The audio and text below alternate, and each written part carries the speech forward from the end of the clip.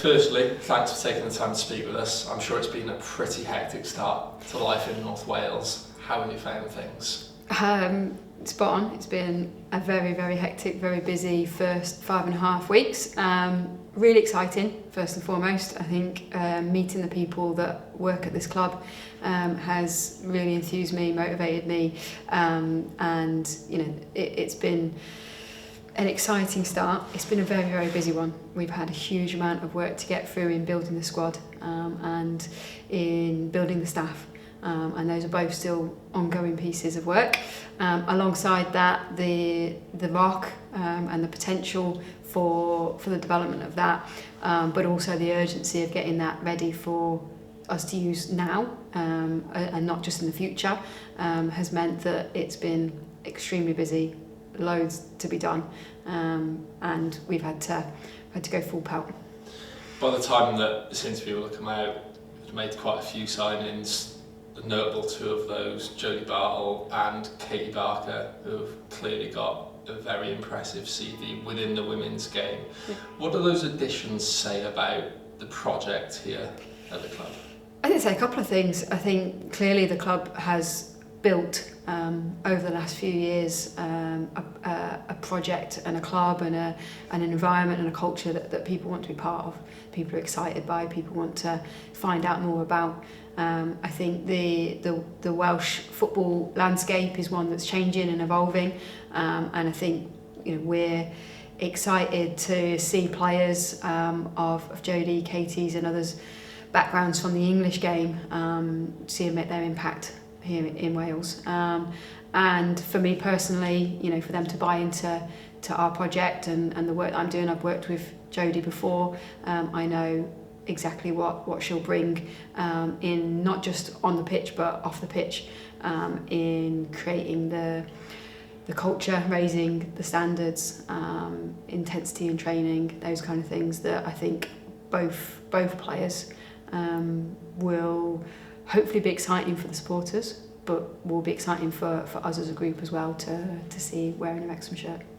While that retained release list was announced much later than it usually would be expected, given that limited time you had from appointment to being put straight into it, how important was it to ensure that the right decisions were made and to take that time? It's always important to try and make the right decisions, and sometimes you can make those quickly and sometimes they take longer, and in an ideal world, like 2 or 3 weeks is still not really long enough to make those decisions.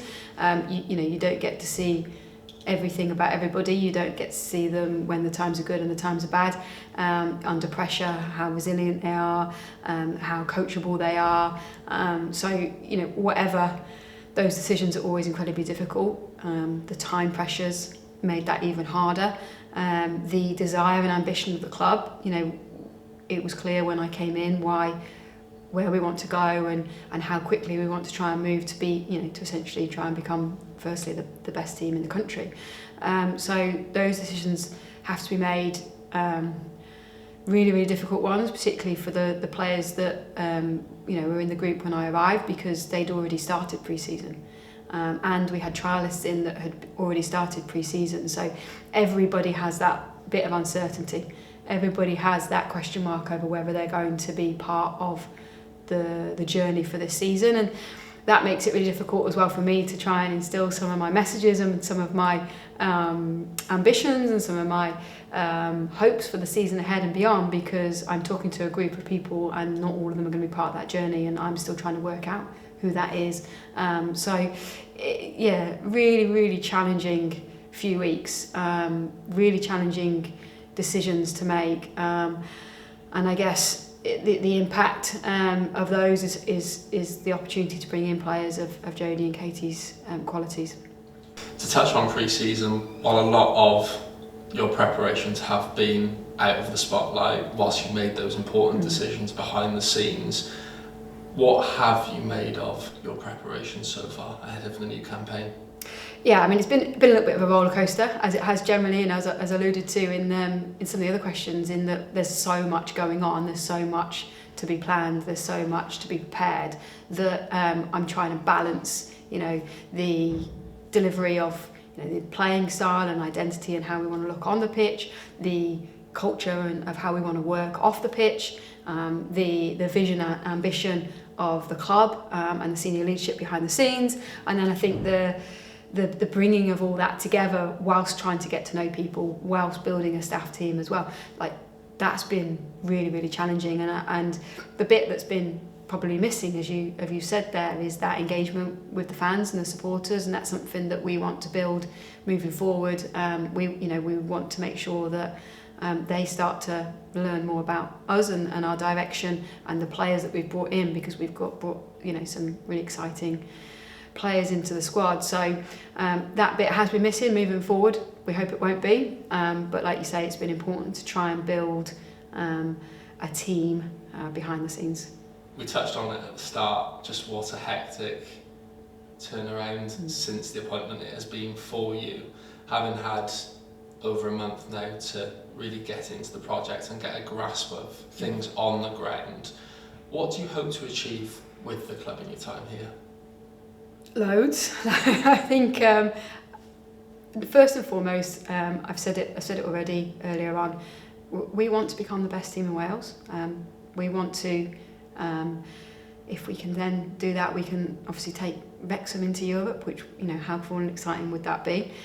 We don't underestimate the challenge ahead of us. There's 5 new head coaches in the league this season. There's going to be a lot of change. There's going to be a lot of different things happening from all over the teams. I need to develop my knowledge further of the Welsh system and the players in that, and even just the different in the games approach with phase 1 and phase 2, and there's a lot for us to learn as we go on this journey, with the new players coming in, with our changes behind the scenes around our training schedules and our performance measures that we're using. So I think first and foremost, we have to be ambitious about how we want to attack this season. There's no point, we want to go into every game hoping, expecting, wanting and preparing to win.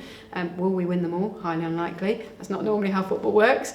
But we want to be preparing to have the opportunity to do that. So we want to be competitive. We believe that we're building a squad that is competitive.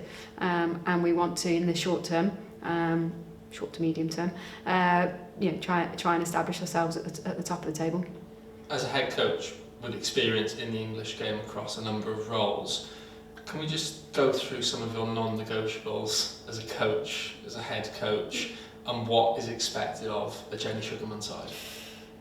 First and foremost, it's about the people, and that's why everything about pre-season has been so challenging, because it's trying to get to know everybody whilst making sure that we're moving forward and towards that first game of the season. It's important to me to get to know people, to understand what their ambitions are, their challenges are, how they view themselves as a player or a staff member, where, what they bring to the team that I can encourage and support, where they might need help to improve. So first and foremost, it's about the people that we've got involved. And then after that, there's the work ethic. Everybody, when they pull on the shirt, they walk through the door, wherever we are, whatever activity we're doing, need to be doing that to the best of their ability. Need to be bringing the best version of themselves. And being a semi-pro footballer is probably the hardest type of footballer to be. They're juggling their work and their home life balances alongside trying to train and compete at such a high level, and they make a huge amount of sacrifices to do that.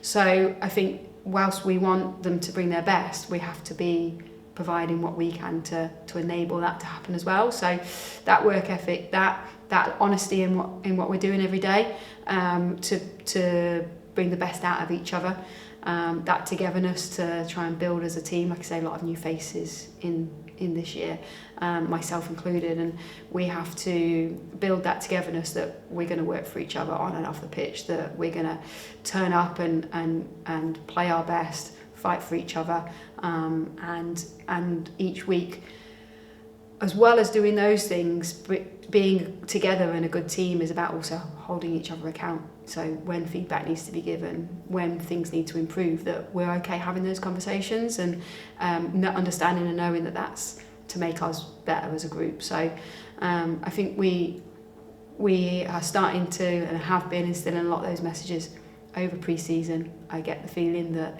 the players really want to buy into that. They want the feedback. They want to know how they're supporting and contributing, and how they're going to be successful this season, individually and as a team. With the acquisition of the Rock by the club this summer, it's obviously brilliant news for your team. What kind of role can that play in that short, medium, long-term vision for the club? It's going to be integral. It's going to play a massive part. It's going to be hard and it has been over the last few weeks. It's going to be, and it will continue to be, because we're not in a position of where everything's usable yet. The process of that is always going to be challenging, but when we are getting closer to, and it's probably not a one phase or even a two phase journey with the Rock, it's multiple stages, but as we reach each stage, it will be twofold. It will be preparing the team the best we possibly can, so the right facilities, the right spaces to use, the right equipment, and all of those bits that will smooth up, particularly again working in a semi-pro with a semi-pro group, that means we can move smoothly from activity to activity, that we can best use our time whilst the players are in the building and maximise what we're doing with them. And then on the flip side of that, a recruitment tool for us.